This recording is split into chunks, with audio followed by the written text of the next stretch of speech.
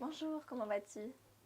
Ah bah écoute, après 3 jours de rencontres, je vais de mieux en mieux, voilà, parce que ici l'air est bon, on est dans l'Ariège, Il y a une belle 16e énergie. rencontre, et donc c'est une grande joie, et cette joie, ça nous nourrit de pouvoir nous retrouver, à partager nos savoirs et à écouter des personnes aussi très brillantes, très performantes, C'est un très beau moment qui... d'échange, oui, et de partage. Oh oui.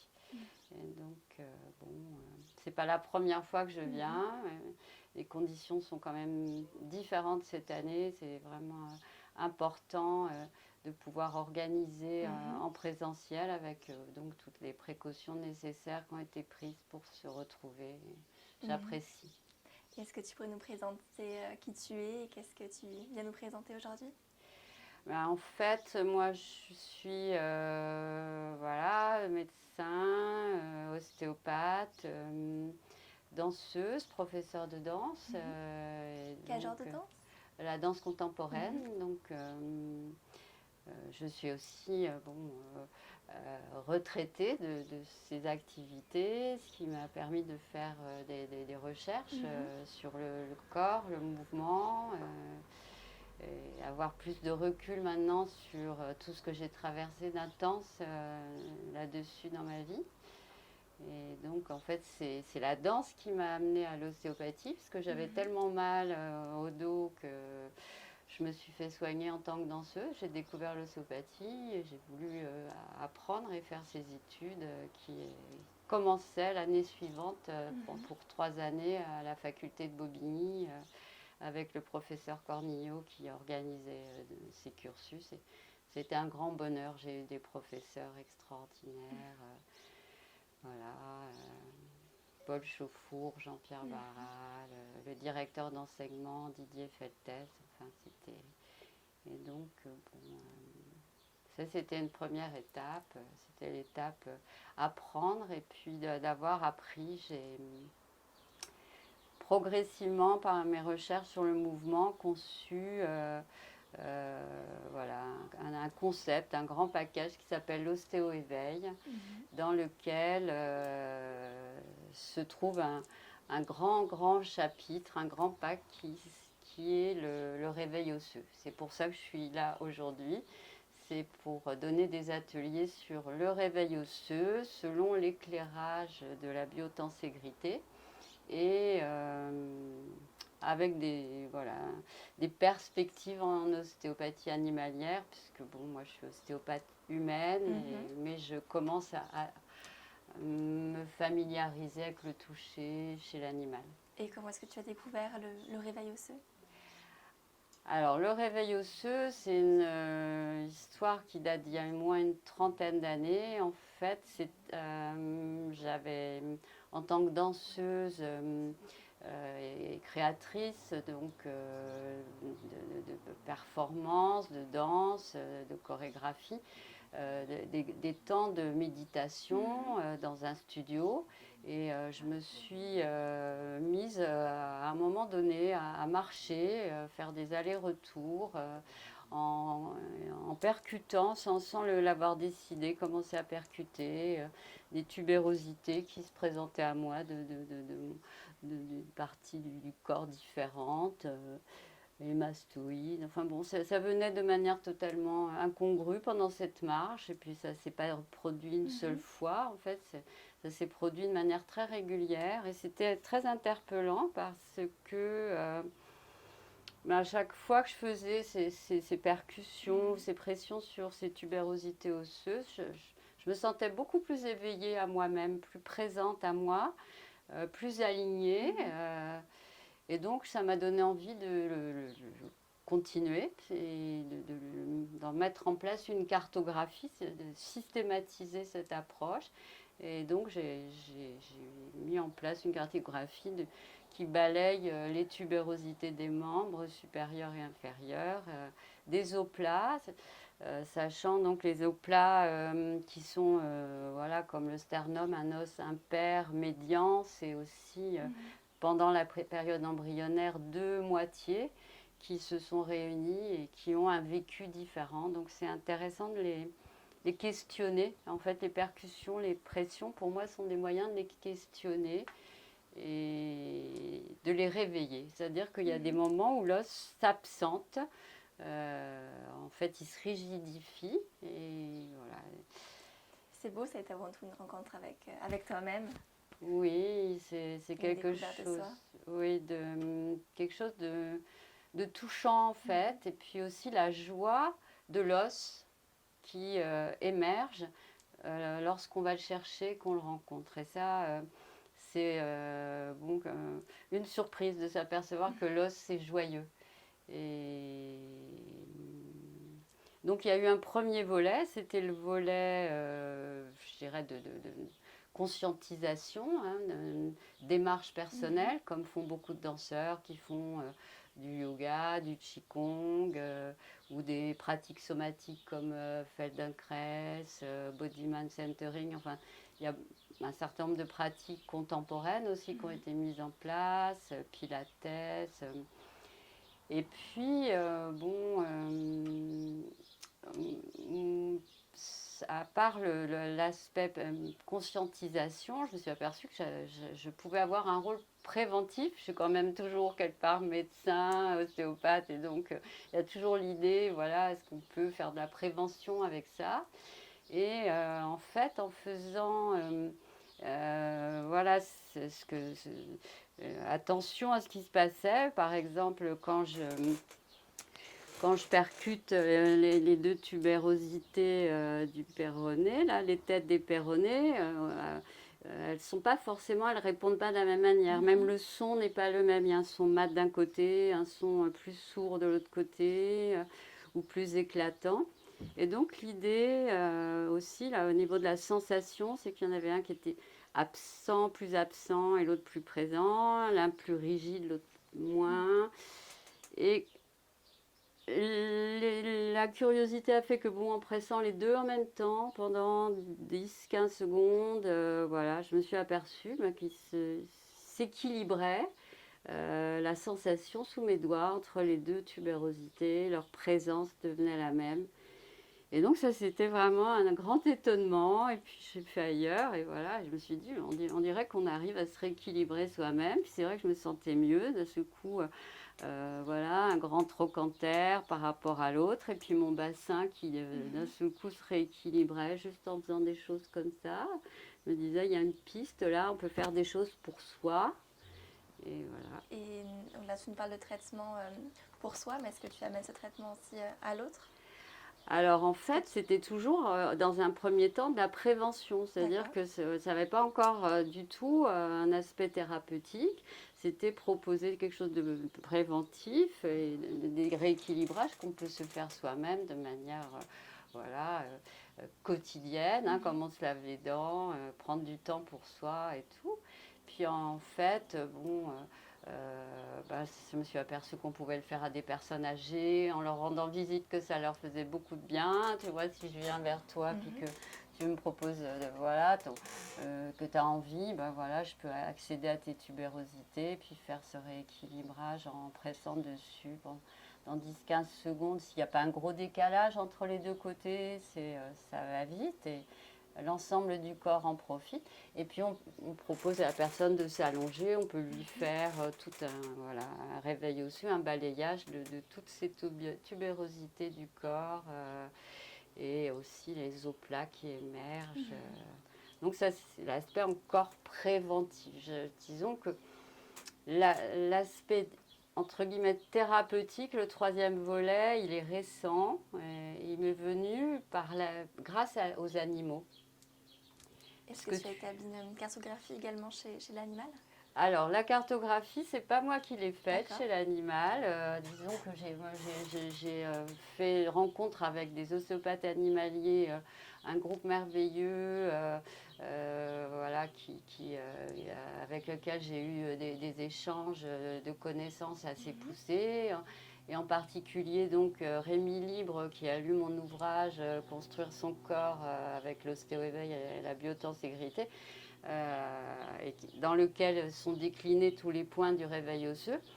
là, a envie d'abord se l'approprier pour lui, puis ensuite l'appliquer à l'animal. Et donc, il a posé un article dans Ostéopathe, le journal étudiant, où on voit tous les points qu'il a répertoriés chez le chien et chez le cheval. D'ailleurs, j'avais amené cet article imprimé sur papier pour que des personnes de l'atelier le voient. Et donc, c'est intéressant de voir que ça a été fait, que plusieurs ostéopathes animaliers se le sont appropriés, commencé des rééquilibrages. Et là, en fait, moi, j'ai mis en place un protocole que je leur ai indiqué. On a fait un séminaire et on a pu voir ensemble ce protocole. Donc là, les pressions sur les tubérosités durent 2 minutes. Et donc, c'est un registre plus solide, je dirais. Où il se passe des rééquilibrages très importants sous les doigts et où il ne faut pas mollir, il faut laisser vraiment l'architecture du corps faire son travail et où à la fin une résolution s'opère. Et quelle réaction est-ce que tu vas avoir avec l'animal par exemple? Alors avec l'animal, moi disons que c'est nouveau pour moi la rencontre avec l'animal, mais c'est très convaincant parce que ça marche très bien.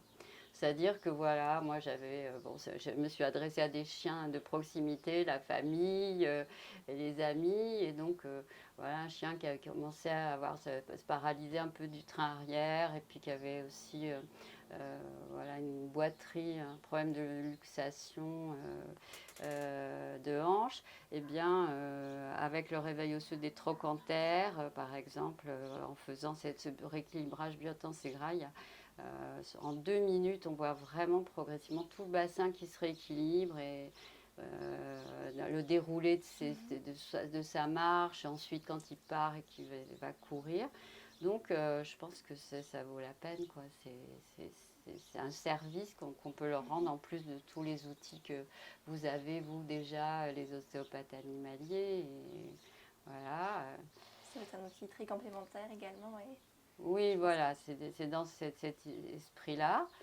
Et donc, bon, il y avait la question, c'était pourquoi, qu'est-ce qui se passe sous mes doigts, quoi. Et comment est-ce que tu expliquerais justement ce moi, je me demandais vraiment par quel bout prendre ça, parce que quand ça s'est passé, c'était il y a longtemps, ces rééquilibrages sur moi. Et moi, je me fais des autotraitements comme ça maintenant, voilà, depuis longtemps. Mais il y avait le problème de la compréhension. Je n'avais pas trouvé de modèle pour me permettre de comprendre clairement ça. Et donc, j'ai rencontré Steve Levin, le créateur de la biotenségrité, à un séminaire d'ostéopathie qu'il donnait à Maidstone en Angleterre en 2011. Et on avait la chance de n'être que 7 participants parce qu'il y avait eu un couac dans l'info et personne ne savait qu'il était là, en gros, parce qu'il était quand même très connu, cet homme. Et il se trouve que du coup, j'ai eu la chance de vraiment pouvoir converser et puis de profiter de 3 jours de son enseignement. Et là, avec les modèles qu'il a proposés, qui sont donc ces modèles de tenségrité où voilà, les barres ne se touchent pas, les câbles réunissent les éléments entre eux, et donc on est dans un système refermé sur lui-même qui s'auto-stabilise constamment. Eh bien, on a voilà, tout ce qu'il faut pour avoir, disons, un modèle qui nous montrerait les os, qui seraient les barres, donc séparés les uns des autres, parce que dans les articulations, les os ne se touchent pas, il y a un espace pneumatique entre eux, l'articulation, et puis voilà, ces liens tensionnels qui sont les câbles, des ligaments, des muscles, des aponevroses, qui réunissent l'ensemble, sachant que eux, les os, vont accumuler, par la tension qui est inscrite dedans, vont accumuler de la compression. Et donc, quand on utilise une barre comme ça, voilà, elle a un certain niveau de compression de ce qu'elle reçoit des forces externes, mais si je lui impose une tension supplémentaire, elle accumule en elle de la compression. Donc on a un modèle d'un seul coup qui est intéressant pour comprendre comment des rééquilibrages constants se font dans le corps, qui sont en fait des réajustements. Pour moi, j'appelle ça, je l'ai appelé homéostasie biotenségrale, parce que c'est de la mécanique vibratoire et qui passe par la géométrie, un concept géométrique du corps où tout est triangulé, les fascias sont dans une triangulation, les os étant des fascias solides, hein, faisant donc partie de grands ensembles ostéomyofasciaux qui voilà, permettent de voir ce continuum, mais qui n'est pas un continuum tensionnel comme les ostéopathes l'ont conçu depuis longtemps, mais un continuum tenso-compressionnel, où voilà, il y a les deux forces synergiques de tension et compression qui s'opposent. Et donc, si vous voulez voir juste, moi, quand vous n'avez pas le temps de faire un réveil osseux en entier, ce que je suggère, je peux vous montrer le réveil osseux du plancher plantaire. Est-ce que Avec ça vous plaisir, intéresse? bien sûr. Parce que bon, c'est simple. Donc là, on a un trépied, on a le tripode du pied, là, avec donc 3 points qui sont intéressants à presser ou à percuter. Donc il y a d'abord le tubercule du calcanéum qu'on va chercher en le crochetant comme ceci. Donc voilà, on crochette. Et puis ensuite, il y a la tête du 5e état. Vous voyez, je tire vers moi. Donc vraiment, je donne une pression contre-résistance sur mon pied. Donc ça, c'est intéressant. Et puis voilà, le dernier point, c'est la tête du 1er méta. Donc en fait, là en fait, j'ai dessiné les 3 points importants du dôme plantaire. Et ce réveil de manière symétrique au niveau des pieds fait que bon, quand je vais poser les pieds dans le sol, je me redresse, je me sens déjà beaucoup plus ancrée. Donc c'est intéressant, ça c'est des petites choses à faire pour soi que bon, je trouve plutôt utiles et vont dans le sens de ce que moi je considère une vraie médecine qui a un versant préventif avant d'être un versant. Bien sûr, c'est fascinant et ça amène à beaucoup de réflexions et c'est une belle alternative également. Oui, voilà. Et qu'est-ce que vous avez amené ici dans ces rencontres? Comment est-ce que vous avez découvert le lieu Alors c'était je pense 2014, c'est la première fois. Ouais, donc j'avais déjà découvert le concept de biotenségrité. J'ai donc proposé à Patrick Chen de donner des ateliers parce que j'ai pas dit, mais je suis aussi phoniatre. Et donc en 2014, le sujet, c'était plutôt la voix, le son et tout ça, ici à la ferme. Et donc, j'ai donné plusieurs ateliers sur l'appareil vocal et la biotenségrité, en utilisant les modèles pour comprendre comment fonctionnent les alvéoles pulmonaires, comment aussi la posture participe à la projection vocale. Si on est complètement effondré sous sa chaise, la voix s'affaiblit. Si on se redresse, on peut projeter sa voix. Ça, c'est des choses, donc un travail sur la posture qui se comprend bien toujours avec ce modèle du corps qui se restabilise constamment et voilà, qui tend toujours vers un équilibre. Et c'était déjà comme, si vous voulez, je ne pensais pas que je reviendrais ensuite, mais c'était déjà avec Patrick Chen qui a posé le concept de corps tenségratif, une première accroche. Et puis il y a eu j'ai eu des impossibilités de rejoindre. C'était pas que le cœur ne m'en disait pas, mais les années qui ont suivi. Et je suis revenue en 2019, donc juste avant le confinement. On a eu de nouveau la possibilité de se voir tous. Et j'en ai profité pour prendre un stage d'ostéopathie animalière parce que pour moi, c'est ce que je ferai dans ma prochaine vie. Donc, j'ai pris un stage d'une semaine avec Patrick Chen sur le corps tensécritif. Donc, je me suis familiarisée avec ses concepts à lui et son application à lui de la tenségrité et, en tant que modèle explicatif. Donc, la tenségrité ouvre des portes à des praticiens manuels très nombreux maintenant pour comment dire, comprendre, avoir une compréhension des mécanismes qui étaient encore mystérieux sous leurs doigts, hein, au niveau des rééquilibrages architecturaux et tout ce qui se passe au niveau du flux, des informations qu'on donne quand on presse sur le corps. Donc, je suis ressortie après avoir été à la ferme des crocodiles, avoir touché les tortues des Seychelles, mis les mains sur le dromadaire, vraiment dans d'autres dimensions de la perception, du MRP et de toutes ces vibrations qui se transmettent dans le corps de l'animal. Et j'ai de quoi faire, j'ai de quoi travailler et chercher. Puis mon deuxième livre va sortir sur ostéopathie, fascia, il s'appelle Biotenségrité, fascia, ostéopathie, vers une perception consciente de l'architecture du corps. Donc il y a beaucoup de pratiques perceptives. Moi en fait je suis quelqu'un qui essaye de donner aux danseurs et aux ostéopathes des outils perceptifs. Et donc voilà, en ce moment, où j'en suis. C'était très intéressant en tout cas, et j'espère te revoir très vite lors de ces rencontres, les prochaines. Merci beaucoup Julie. Merci à toi et à très bientôt. À très bientôt, j'espère.